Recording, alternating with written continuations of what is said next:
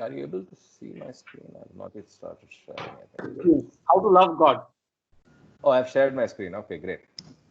How to love God. Now discourses. Karthik, we start with 7 realities, right? Yes. No. How to love God today. So we're going to alternate between the two. Okay, fine. Yeah. So today, we can start with Ranga reading How to Love God. Over to you, Ranga. You're on mute. Jai Baba. Go ahead. Can you see it? Ranga, you're on mute. Yeah. Ranga, you seem to be on mute. Can you see my screen? Yeah, I can see your screen. Okay. So go ahead. Yeah. Jai Baba. How to love God? To love God in the most practical way is to love our fellow beings. If we feel for others in the same way as we feel for our own dear ones, we love God. If instead of seeing faults in others, we look within ourselves, we are loving God. If instead of robbing others to help ourselves, we rob ourselves to help others, we are loving God. If we suffer in the suffering of others and feel happy in the happiness of others, we are loving God. If instead of worrying about our own misfortunes, we think of ourselves more fortunate than many others, we are loving God. If we endure our lot with patience and contentment, accepting it as His will, we are loving God. If we understand and feel that the greatest act of devotion and worship to God is not to hurt or harm any of His beings, we are loving God. Karthik, that Oh, screen You have to is. scroll it, please. I can't. Okay. Yeah. Let me see what I can do. Is this better visible? That's okay. We'll Yeah. Yeah, just now you pressed something, it went. Huh. Yeah. Yeah. Yeah. Yeah. Can you read? Touch it. Yeah. To love God as He ought to be loved, we must live for God and die for God, knowing that the goal of all life is to love God and find Him as our own self. Jai Baba. Thank you so much, Jay Baba. And the slides and the beautiful formatting is thanks to Sunil. Thank you so much. It's very nicely done. Jai Baba. Jai Baba, and this is very relevant in today's time. Tushar is calling me now.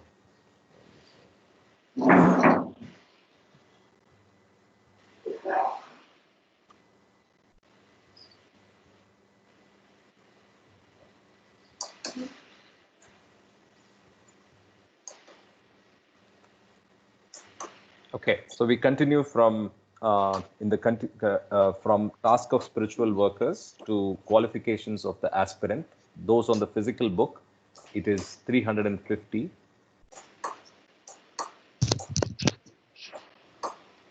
Part 1 is entering into the realities of inner life. There are 4 parts to this chapter. Value and limitations of external conformity. Though realization of the truth is the ultimate destiny of all persons, there are very few who have the necessary preparation for the early fulfillment of this glorious destiny. The mind of the worldly individual is darkened by a thick layer of accumulated samskaras, which must be considerably weakened for the aspirant even to enter the spiritual path. The usual method for gradually dissipating the load of sanskaras is to follow as strictly as possible the external code of rituals, religious rituals, and ceremonies. The stage of external conformity to religious injunctions or traditions is known as the pursuit of Sharia or Karma Kanda. Kindly mute. Jai Baba Karthik, I Yeah. think someone is trying to come. I don't know whether it's Sanjay or Ashu, but someone is trying to, get into the meeting. No, but it's all open for all now. Just let me check. Sanjay, Mukesh is there. Yeah, Sanjay is not there for whatever reason. But I thought he joined initially. No, Okay, he just I don't have to do anything to let anybody in anymore. Okay, because he's written a message. Sanjay. Yeah, 6:40. Wait, let me read it. Okay, I think we'll have to continue because I don't do anything to approve anymore. So we'll continue with the reading. This stage of external conformity to religious injunctions or traditions is known as the pursuit of Sharia or Karma Kanda. It covers actions like offering daily prayers, visiting holy places, performing duties prescribed by the scriptures, and observing well-established rules of the ethical codes generally accepted by the moral consciousness of the times. The stage of external conformity is useful in its own way as a spiritual discipline, though it is by no means free from evil effects. For it not only tends to make one dry, rigid, and mechanical, but it often nourishes some kind of subtle egoism. However, most persons are attached to the life of external conformity because they find it the easiest way of placating their uneasy consciences. Is there, let me just pause for a minute. Okay, I don't have any message other than from Tushar. So I'm assuming it's some other reason. Okay, so I'll continue. I'm on page 351. Realities of inner life.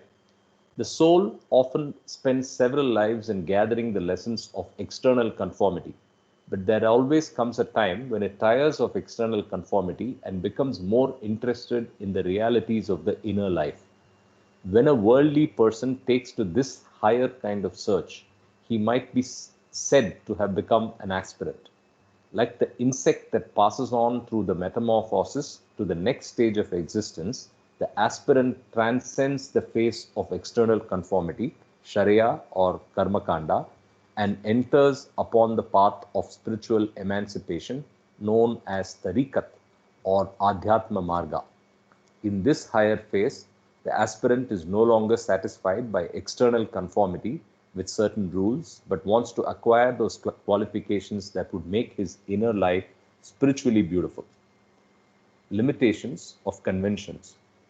From the standpoint of the realities of inner life, the life of external conformity may often be spiritually barren, and a life that deviates from such rigid conformity may often be spiritually rich.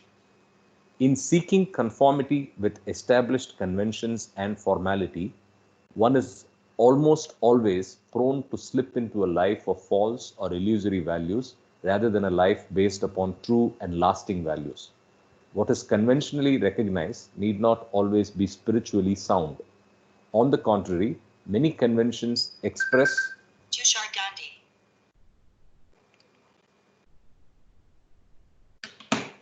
What is conventionally recognized need not always be spiritually sound. On the contrary, many conventions express and embody illusory values since they have come into existence as a result of the working of average minds that are spiritually ignorant. Illusory values are mostly conventional because they grow into that matrix of mentality which is most common. This does not mean that conventions necessarily embody nothing but illusory values. Freedom from convention due to critical thought. Sometimes people stick to unconventional things for no other reason than they are out of the ordinary. The unusual nature of their pursuits or interests enables them to feel their separateness and difference from others and to take delight in it. Unconventional things also often generate interest merely through their novelty in contrast with those that are conventional. The illusory values of the usual become insipid through familiarity, and the mind then has a tendency to transfer the illusion of value to those things that are not usual instead of trying to discover true and lasting values. Transcending the stage of external conformity does not imply a merely mechanical and thoughtless change from conventionality to unconventionality. Such change would be essential in the nature of reaction and could in no way contribute toward a life of freedom and truth. The freedom and from conventionality that appears in the life of the aspirant is not due to any uncritical reaction, but is due to the exercise of critical thought. Those who would transcend the stage of external conformity and enter into the high life of inner realities must develop the capacity to distinguish between false and true values, irrespective of conventionality or unconventionality. Discrimination between true and false. The rise from Sharia, Karmakanda to Tariqat and Adhyatma Marga is not to be interpreted, therefore, as being merely a It's not to be interpreted, therefore, as being merely a departure from external conformity. It's not a change from conventionality to idiosyncrasy, from the usual to the unusual. It is a change from a life of thoughtless acceptance of established traditions to a mode of being that is based upon thoughtful appreciation of the difference between the important and the unimportant. It is a change from a state of implicit ignorance to a state of critical thoughtfulness. At the stage of mere external conformity, the spiritual ignorance of an individual is often so complete that he does not even realize that he is ignorant.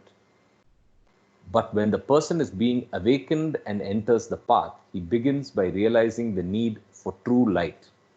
In the initial stages, the effort to attain this light takes the form of intellectual discrimination between the lasting and the transitory, the true and the false, the real and the unreal, the important and the unimportant.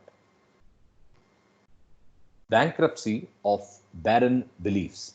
For the spiritual aspirant, however, it is not enough to exercise merely intellectual discrimination between the false and the true.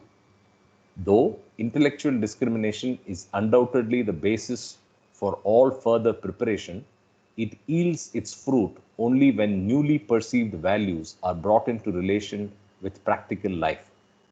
From the spiritual viewpoint, what matters is not theory, but practice.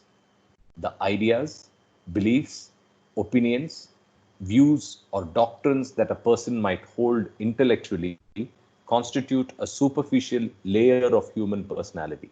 Very often, someone believes in one thing and does exactly the opposite. The bankruptcy of barren beliefs is all the more pitiable because the person who feeds upon them often suffers from the delusion that he is spiritually advanced, when in truth he has not even begun spiritual life. Sometimes, so the section is dogmas and creeds. Sometimes even a wrong view, which is held with fervor, may indirectly invite an experience that opens the gates to spiritual life. Even at the stage of Sharia or Karma Kanda, allegiance to religions is not infrequently a source of inspiration for many selfless and noble acts. For while the dogmas or creeds are blindly accepted, they are often held with a fervor and enthusiasm that supply a dynamic element to the ideology that has been accepted by the person for the moment. Dogmas and creeds, as compared with barren views and doctrines, have the distinct advantage of being embraced not only by the intellect but also by the heart. They cover and affect a wider part of personality than purely theoretical opinions. Dogmas and creeds often harmful. Dogmas and creeds generally, however, are as much a source of evil as of good, because in them the guiding vision is clouded owing to the degeneration or suspension of critical thinking. if allegiance to creeds and dogmas has sometimes been good for the individual or the community to which he belongs, it has more often done harm. Though the mind and the heart are involved in allegiance to dogmas and creeds, both function in such cases under the serious handicap of suspension of critical thought. Hence, dogmas and creeds do not contribute to unmixed good. Need for putting theory into practice. When a person gives up uncritically accepted dogmas and creeds in favor of views and doctrines to which he has devoted thought, there is a certain amount of advance insofar as his mind has now begun to think and critically examine its beliefs. Very often, however, the newly held beliefs are seen to lack the fervor and enthusiasm that characterized allegiance to dogmas and creeds. If these newly held beliefs lack motive power, they belong only to the superficial aspects of life and they hang loosely upon the person like an overcoat. The mind has been emancipated from the domination of uncultured emotion, but this is often achieved by sacrificing the cooperation of the heart. If the results of critical thought are to be spiritually fruitful, these results must again invade and recapture the heart so as to enlist its cooperative functioning. In other words, the ideas that have been accepted after critical examination must again be released into active life if they are to yield their full benefit. In the process of practical living, they often undergo a healthy transformation and become more soundly interwoven with the very fabric of life. Critical and creative thinking balances mind and heart. The transition from external conformity, Shariat or Karma Kanda, to the life of inner realities, Tariqat or Adhyatma Marga, involves two steps: freeing the mind from the inertia of uncritical acceptance based upon blind imitation and stirring it to critical thinking, and bringing the results of critical and discriminative thinking into practical life. In order to be spiritually fruitful, thinking must be not only critical but creative. Critical and creative thinking leads to spiritual preparation by cultivating those qualities that contribute toward the perfection and balancing of the mind and the heart, and the release of the unfettered divine life. So, this is a first chapter for the qualifications of an aspirant. So, I will pause here for discussion and summary comments. I didn't understand the creative part, creative thinking part. Critical, understood. Creative. Yeah, any he example? refers to- Anybody else? Yes, anybody else? If I may add, I think when they say creativity, thinking out of the box and not just going by whatever is said. Not follow the rituals, dogmas, creeds, or each one to his own, that kind of thing. No, I'm saying that we have dogmas, we have guidelines, but to think out of the box is what I can, Any examples, Ashok? For example, about evolution. I mean, we have some already formed ideas in our childhood. I think we have to come out of that and out of it, what is being mentioned in the book written by Baba. You may have some prior, impressions or perceptions, but then we have to do away with that and then come up with what has been mentioned. Right. Ashok, your audio is not so good. Sorry. I'm very sorry. Sorry. Yes, yes. Yeah, it's okay. It's okay. Yeah, don't worry. Jai Baba, I think Oh, sorry, go ahead. No, go yeah, ahead. a short comment. I think creative, I think means here is think that you have not been thinking before, I mean, think it from your own perspective, digest it properly, think it over, and then start practicing it. So I think in that context, I think the word has been used, creative thinking. Don't think just out of rote, Yeah. think creatively That's and what I try to thought, find out yeah. the real meaning. Actually, that's what I mean. I Right. think. Yeah. Thanks. So Ranga was saying that thinking is what is creative thinking. Critical thinking. Critical thinking is called thinking about thinking, which is basically going into a much deeper thought process. So if you take something like a spiritual canvas, many times there is no anchor.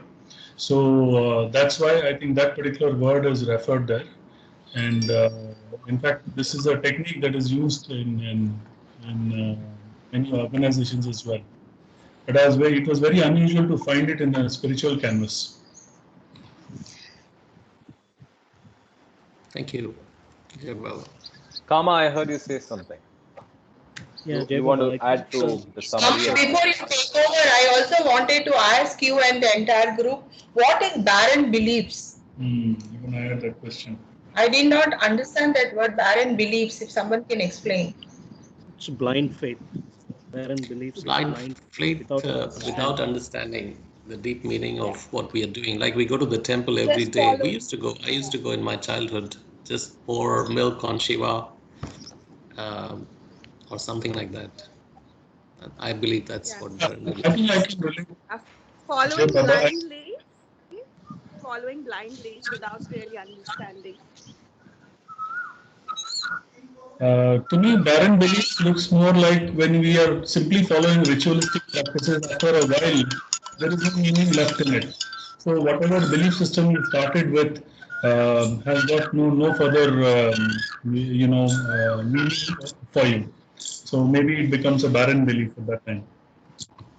So the bankruptcy of barren beliefs is all the more pitiable because the person who feeds upon them often suffers from the delusion that he is spiritually advanced when in truth he has not even begun the spiritual life. Yeah, very right. Can I say something, Baba? See, actually, when I started this thing about puja, okay, when I was going through a bad time and I started this puja, this is about say 28 years back, and I was just following, like the Friday Vrat, that you don't have to have khatta, you have to read this, you have to do this, you have to feed so many people, and without really understanding, just blindly following because someone tells you to do it, that gives you far more problems. And I think that is what he means, blindly following anything, whether it's puja or just reading something and deciding that this is the way, getting scared of God instead of loving God. That, I think, to me is barren belief. Jai Baba. I think in when we use barren beliefs, is also there is an element of gain when you're doing something to gain something. So I mean, largely in this context, that's what people. That's why they follow that. Actually, there is no heart in that. True, that's true. So it's explained very well in the same para. From the spiritual viewpoint, what matters is not theory but practice. Very often someone believes in one thing and does exactly the opposite. So this is inside the barren belief paragraph, bankruptcy of barren beliefs. So to avoid all that. Sunil, very nice. Where is it actually? Are you reading from discourses? Yeah, exactly same para that we just read. Oh, okay. Suffers from the delusion. Yeah, I think the barren belief should not enter in doing ritual. When we are doing something with Baba, I think the barren belief should not enter that area. It is important that doesn't become ritualistic at the end. Yep. Thank you. Kama, any comments from your side before? Go ahead.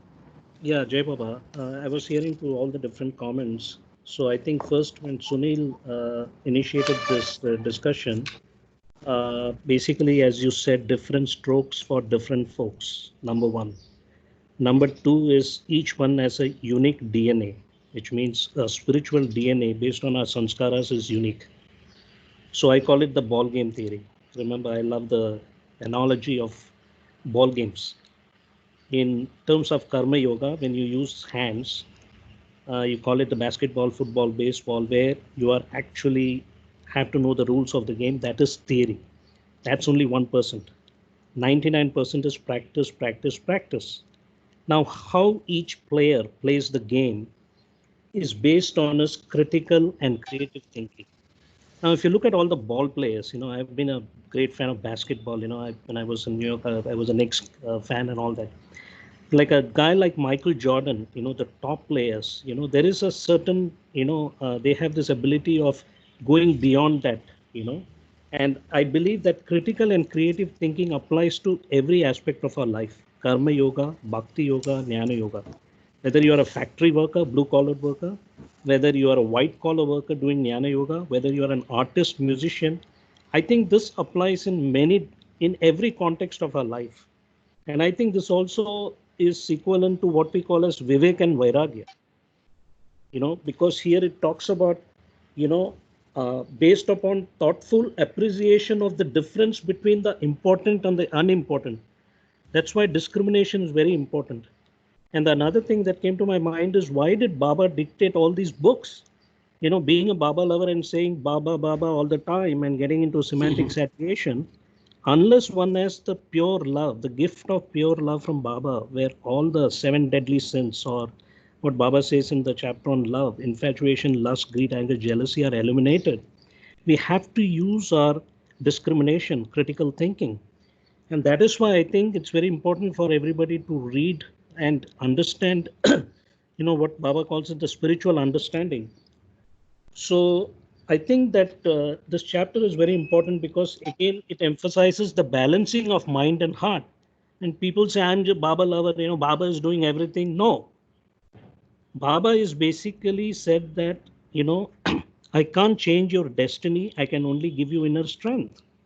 I mean, there is an analogy I can tell you. Excuse me. Like, there's a very hungry man, for 10 days he has not eaten food. He prays to God very sincerely, and God hears his prayers and sends somebody, and this person brings food to him. Now, this person is so emancipated that he can't even lift his hands. So the person who brought the food spoon feeds him, but the person has to chew the food and swallow the food. So I think that's what we all have to do, is that, we have to practice, practice. So I think important thing in this journey, spiritual journey, is there has to be balance of mind and heart always takes precedence over mind. So this is my understanding. Jai Baba.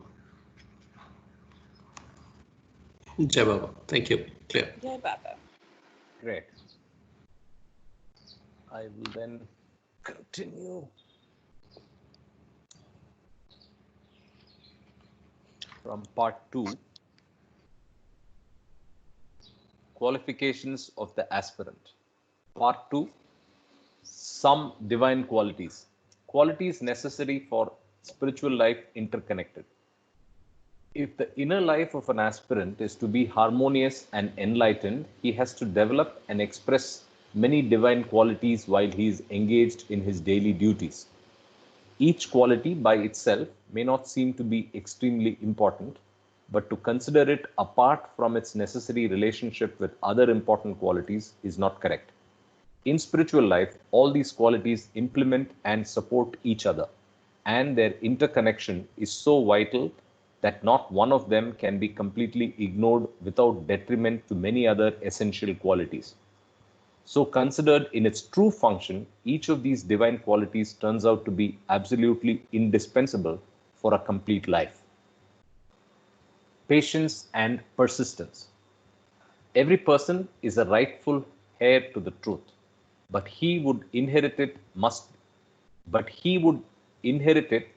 be spiritually prepared for it, and this spiritual preparation sometimes takes several lives of patient and persistent effort. Therefore, one of the first requirements of the aspirant is that he should combine unfailing enthusiasm with unyielding patience. Once an individual is determined to realize the truth, he finds that his path is beset with many difficulties, and there are very few who persist with steady courage till the very end. It is easy to give up the effort when one is confronted with obstacles. This might be illustrated by a story of a man from Pune, India. He once read a spiritual book that impressed him so deeply that he felt like renouncing everything.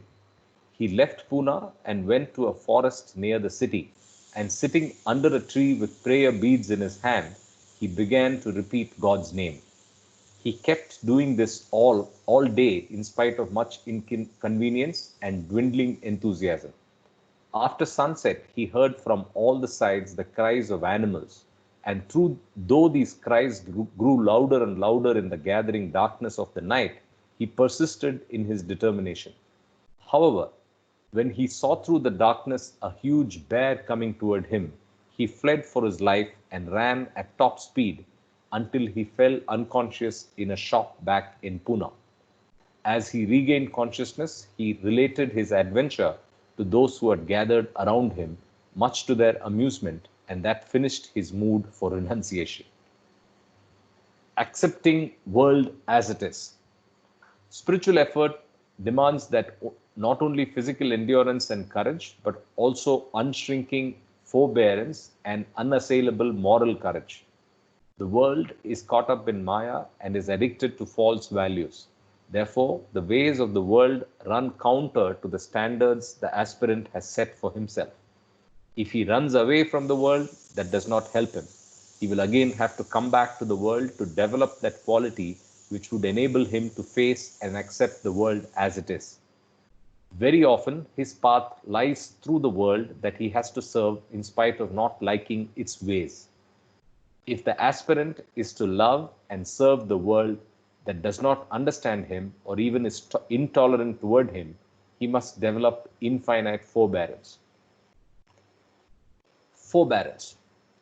As the aspirant advances on the spiritual path, he acquires through his contact with a perfect master an increasingly deeper understanding of true love. This makes him painfully sensitive to the impact from outside actions that not only do not taste of love, but actually bring him into contact with cold contempt, cynical callousness, agonizing antipathy, and unabating hatred. All these encounters try his forbearance to the utmost. Even the worldly person suffers in a world he occasionally finds indifferent or hostile, but he is more thick-skinned and his suffering is less acute. He does not expect anything much better from human nature and thinks that these things are inevitable and incurable. The aspirant who has tasted a deeper love knows the hidden possibilities in every soul. Thus, his suffering is more acute because he feels the gulf between that which is and that which might have been. If only the world had even faintly appreciated the love he has begun to understand and cherish.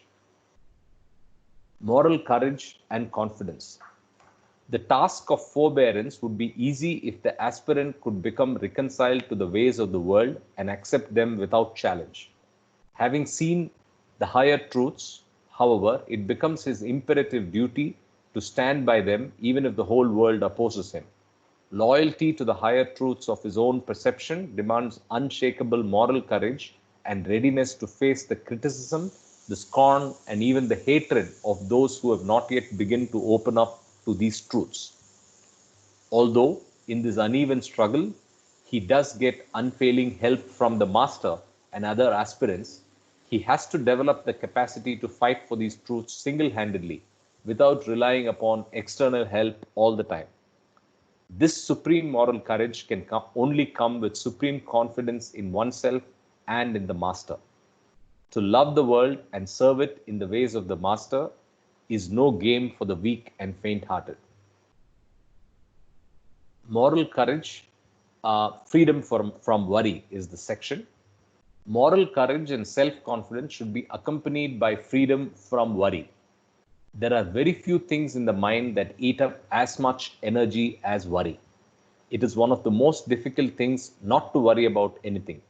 Worry is experienced when things go wrong, and in relation to past happenings, it is idle merely to wish that they might have been otherwise. The frozen past is what it is, and no amount of worrying is going to make it other than what it has been. Nonetheless, the limited ego mind identifies itself with its past, gets entangled with it, and keeps alive the pangs of frustrated desires. Thus, worry continues to grow into the mental life of a person until the ego mind is burdened by the past. Worry is also experienced in relation to the future, when this future is expected to be disagreeable in some way. In this case, worry seeks to justify itself as a necessary part of the attempt to prepare for coping with the anticipated situations. But things can never be helped merely by worrying.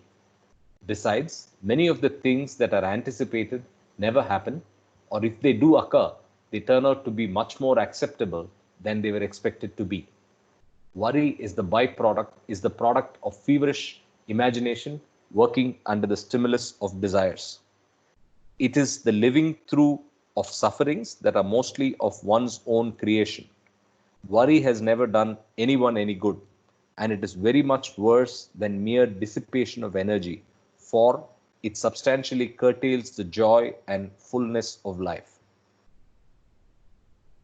Cheerfulness, enthusiasm, and equipoise. Among the many things that aspirant needs. Sure. It's just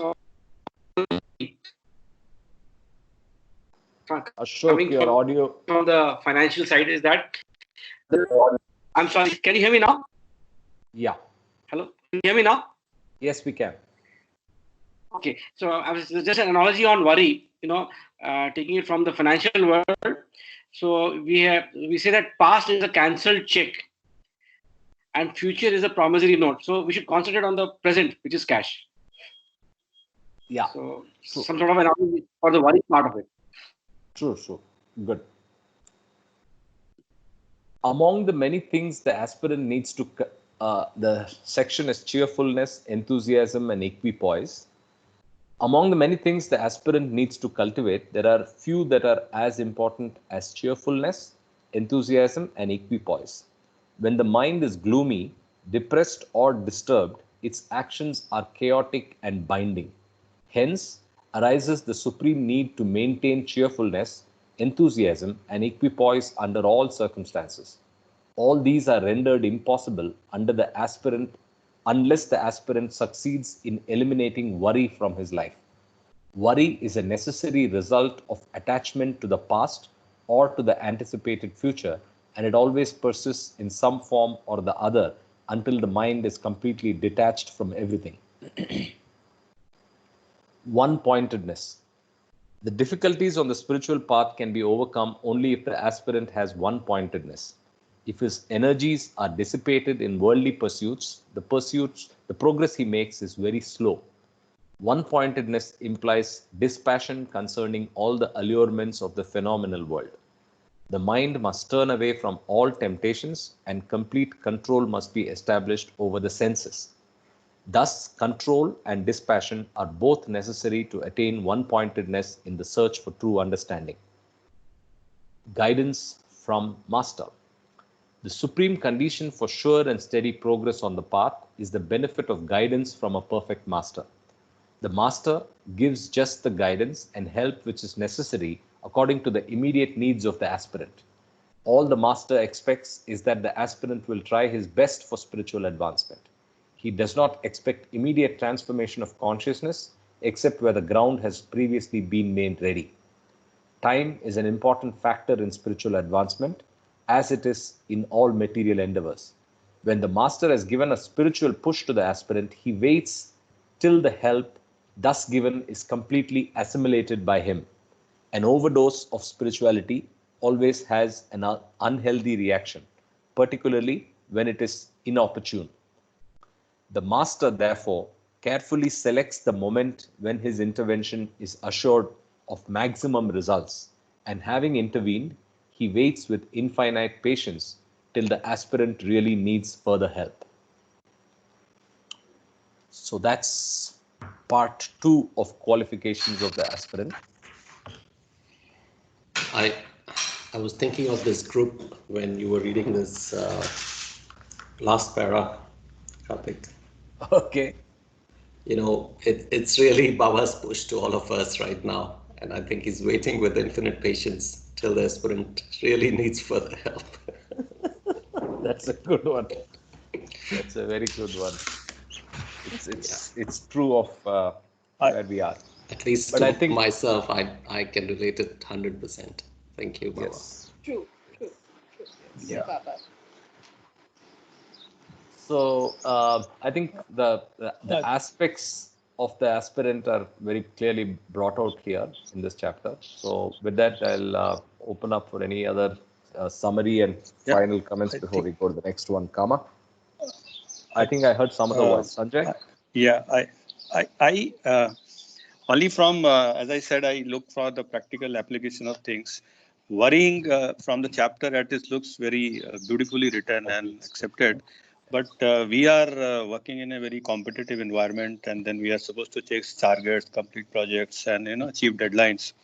So, so we do worry. But I think Baba has also said, do your best, and then leave it to me, and then don't worry. Yes. So that's, I mean, we still need to, we cannot just make a half-hearted effort and then say, I don't worry, I leave it to Baba. I mean, have I personally done my best to achieve my things that I am supposed to be achieving? And then leave it to Baba to give me the results. So that's a caveat here actually. So which is, Baba has also said that, Very well put. Baba.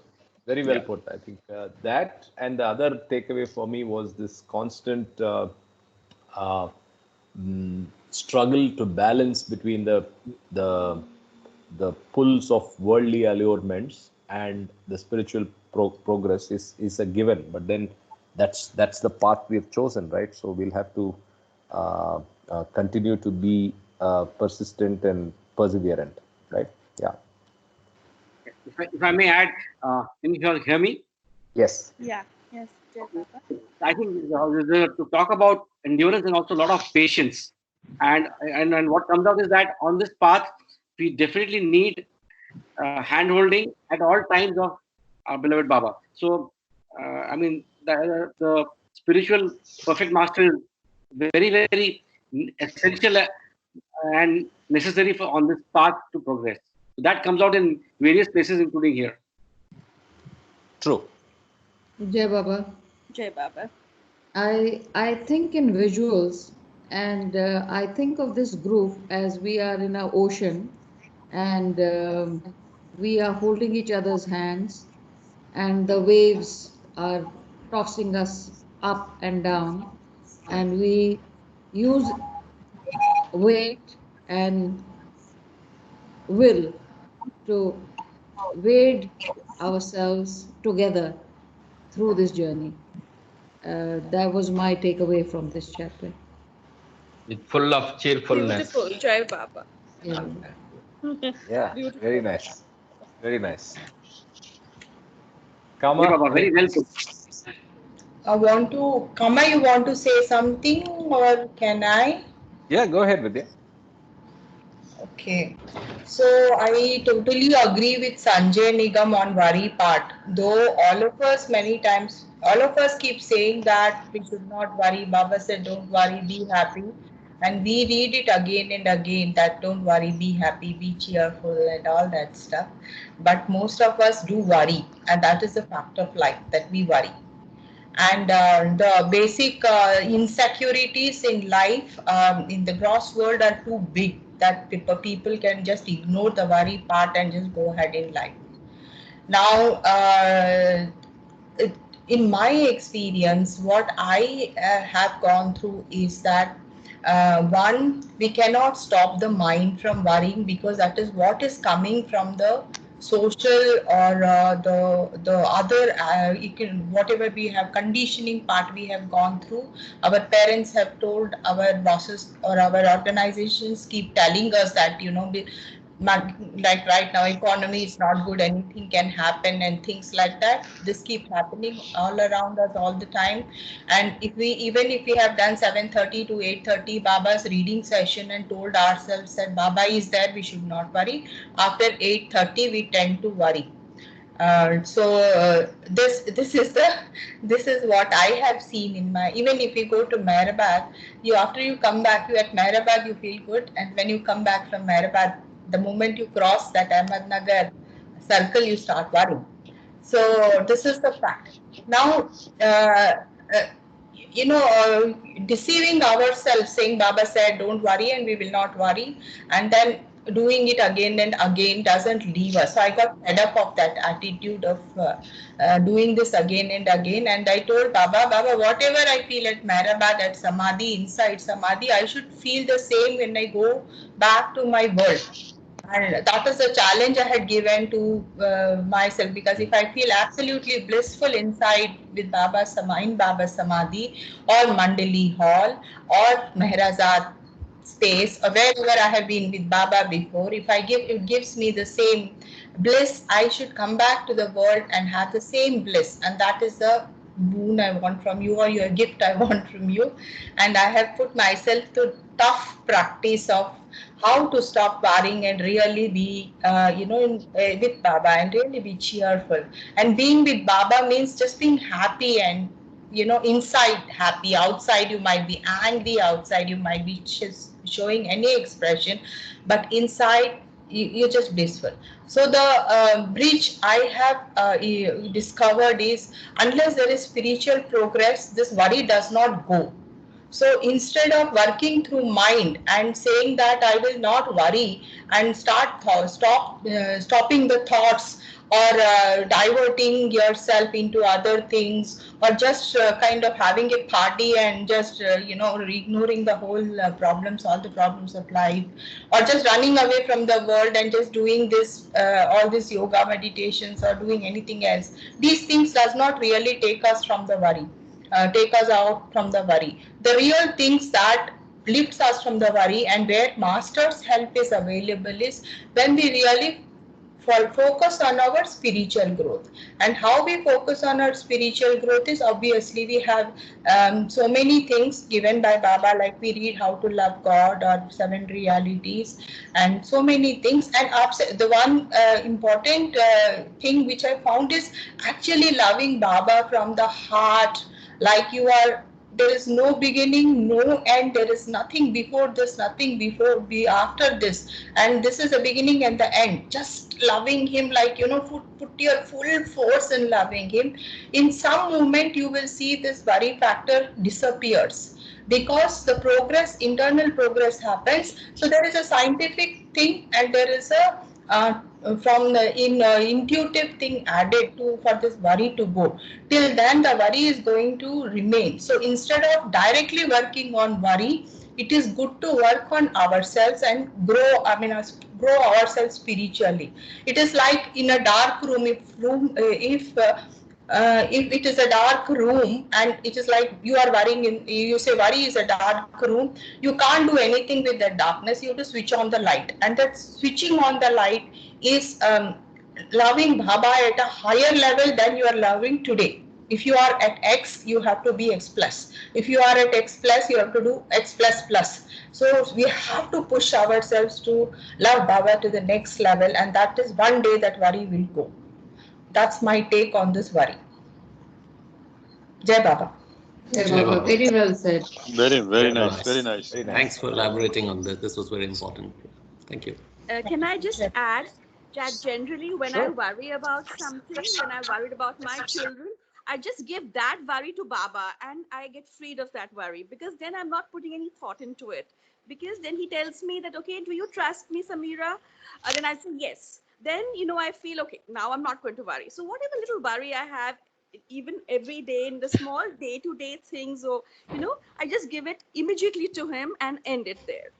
That's the practical way of how I use this. Baba must be so tired. But most of looking after your worries. Most of So us, many of us. Samira ji, but We all most do of that. us do not. Yeah, most of us do not have that kind of trust in Baba in real sense, actually. No, So but we just pass on to him. I mean, it's very no, difficult he to have loves that kind you. of. No. He loves you. He makes you It's do it. very difficult, Or actually. then he asks you, do you really Yeah. trust me? And then you say, yes, Baba. Then you say, don't worry. That's That's it. that's Then I that's stop worrying. grace. I would have That's died what I call. otherwise if I had That's what I call grace. Yeah. Absolutely. The love is such a powerful emotion. It dissolves everything. So when we say we increase the intensity with which we love God, that engulfs our whole being. So the scope for worry and other things, it just vanishes on its own.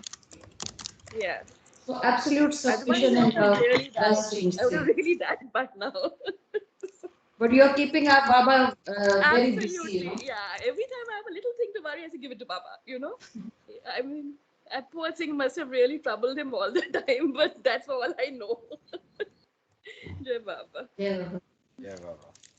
So, Kama, are you there? I didn't hear. Yeah, I'm there. I Yeah, was listening to all the beautiful comments. I think, Sure. coming from a cerebral point of view, I think love is a very subjective word. Let's be very clear here. And I think it's great. We are all in the Baba family. And, I think the experience of love that we have for Baba is expressed in many different ways, depending on the individual's personality, sanskaras. I think different people have different kinds of relationship with Baba and how they relate to love. Now, I think Sunil is making this, slide presentation, where we already have 7 realities and how to love God. We are making about 7 slides where basically, when we talk about love, how do we practice it? That is what is given in my wish, which where you're saying I'm giving it to Baba. Baba says in my wish, when you're happy, think Baba wants you to be happy. When you're sad, Baba wants you to be sad. And Mr. Nigam has also said that the provisional working ego, which we will come across later. And all these 4 chapters, qualification of the aspirant, is basically a template for spiritual aspirants like us. What do we call it? What he calls as the supreme condition in the spiritual path. And every paragraph has many aspects. I call it the A, B, C, D, E, F, I. I'll make a note. I don't want to waste time here. But as Vidya said, we all know this famous statement of Baba, don't worry, be happy. But the only worry you have to worry is not remembering me all the time. That has been my basic challenge. How do I remember Baba, with self-awareness? So there is a part in a chapter called Love, which I hope you won't mind if I read it because it better explains this worry. Yeah. Come on.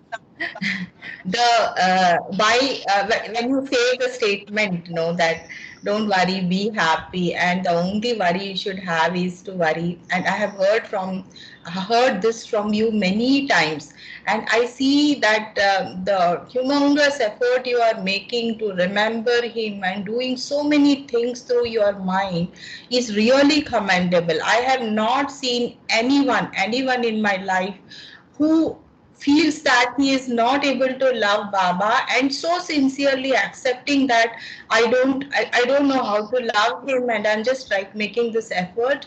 But because you have mind and you can use the mind, through mind you are making every effort to remember him. And this is very sincere and this is very, I can't tell you how I feel about your efforts. And I'm sure Baba is watching this.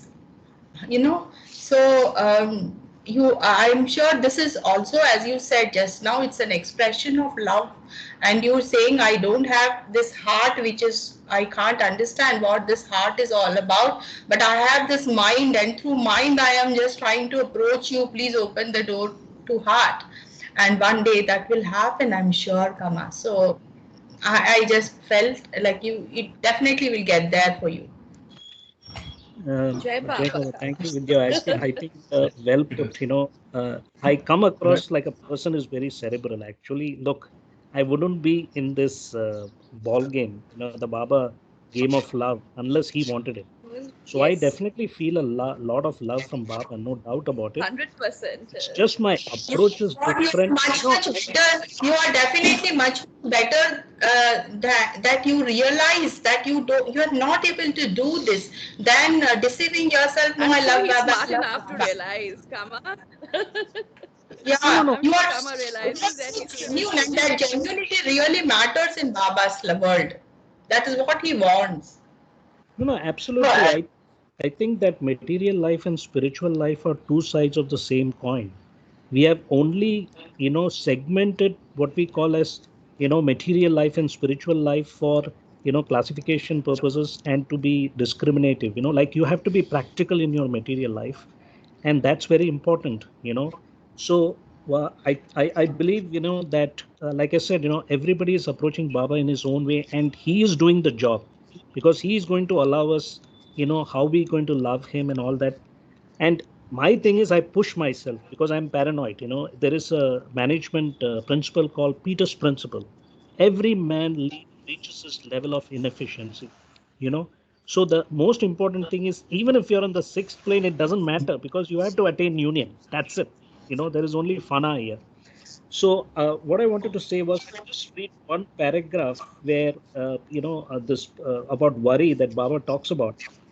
He says, when such pure love arises in the aspirant, it always a gift. Pure love arises in the heart of the aspirant in response to the descent of grace from a perfect master. When pure love is first received as a gift of the master, it becomes lodged in the consciousness of the aspirant like a seed in favorable soil. And in the course of time, the seed develops into a plant and then into a full-grown tree. The descent of the grace of the master is conditioned, however, by the preliminary spiritual preparation of the aspirant. This preliminary preparation for grace is never complete until the aspirant has built into his spiritual makeup some divine attributes. Remember, this chapter actually is called divine qualities, some divine qualities. For example, when a person avoids backbiting and thinks more of the good points in others than of their bad points, and when he can practice supreme tolerance and desires good for others, even at cost to himself, he is ready to receive the grace of the Master. One of the greatest obstacles hindering the spiritual preparation of the aspirant is worry. When with supreme effort, this obstacle of worry is overcome, a way is paved for the cultivation of the divine attributes that constitute the spiritual preparation of the disciple. As soon as the disciple is ready, the grace of the master descends, for the master, who is the ocean of divine love, is always on the lookout for the soul in whom his grace will fructify. So I think it also corresponds to that last line. He waits with infinite patience till the aspirant really needs further help. So I think that all these supreme conditions that we read about here, cheerfulness, enthusiasm, equipoise, one-pointedness, all these things can be imbibed into our personality. First, we have to stop worrying. And as we rightly discussed, it's not easy. But this is, you have to make a lot of intense effort. This is, of course, my opinion, Jai Baba. So I just wanted to point out that this worry is being discussed in the chapter called Love very well. Jai Baba. Jai Baba, I want to share a small story just to conclude this, and it's about Don't Worry, Be Happy. So about 2 years back, Vidya was traveling and she was in Hyderabad with her mother, who was very ill, critically ill, and she was in a hospital. And so she called me very disturbed, and we were talking, and she said, I want a message from Baba to reassure me. So I was driving in a car, and believe it or not, one car overtook me and it stood at the signal. And on the back of the car, there was Baba's signature, and it said, Don't worry, be happy. So I took a picture of that and I immediately sent it to her. This happened in like hardly 5 seconds.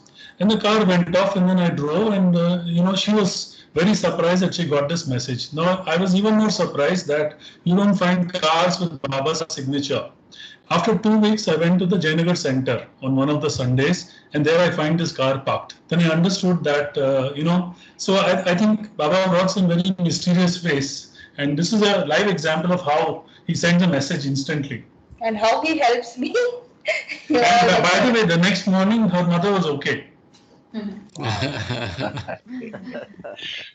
That's fantastic. Another thing I also want to point out, because I come from the music side, I love music, and I came to Baba through music through Pete Townshend of The Who. It's an English rock and roll band. In the 60s, the Beatles, the Rolling Stones, and The Who were the major bands. They are still there. The Who is still there. 2 members have died. Yeah, we Now, heard Pete him in Townshend- SF. Yes. Yeah, let me finish, please. Pete Townshend basically made a song called Baba O'Reilly, which was very interesting in the album called Who's Next in the 70s.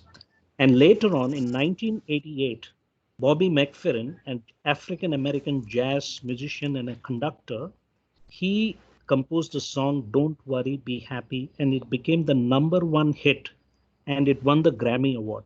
So actually in Wikipedia, you can see the reference. So Don't Worry, Be Happy, a lot of people in the world actually are aware of the song, but they don't know the origin of the song. And Bobby McFerrin said that when he was in in his musician's friend's house in Los Angeles, he saw a poster of Meher Baba with that quote, and just inspired him to write the song. And it's called a one wonder hit, which means that an artist who has only one hit in his life, but it's a major hit, So just from a more non-serious point of view, Jai Baba. Thank you. Jai Baba. Yes. So we'll end the day. We are almost out of time. So tomorrow we start as usual at 7:30. I've sent out